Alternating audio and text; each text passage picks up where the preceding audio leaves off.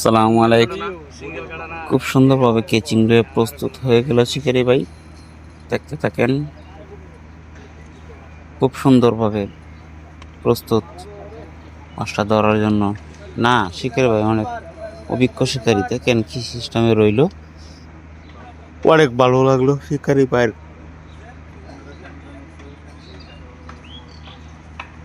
প্রস্তুতি দেখে।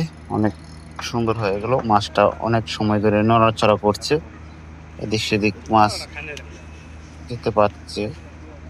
আপনারা দেখতে থাকেন, খুব সুন্দরভাবে পিচিং নিয়ে প্রস্তুত হয়ে গেল শিকারি ভাই। শিকারি ভাই অনেক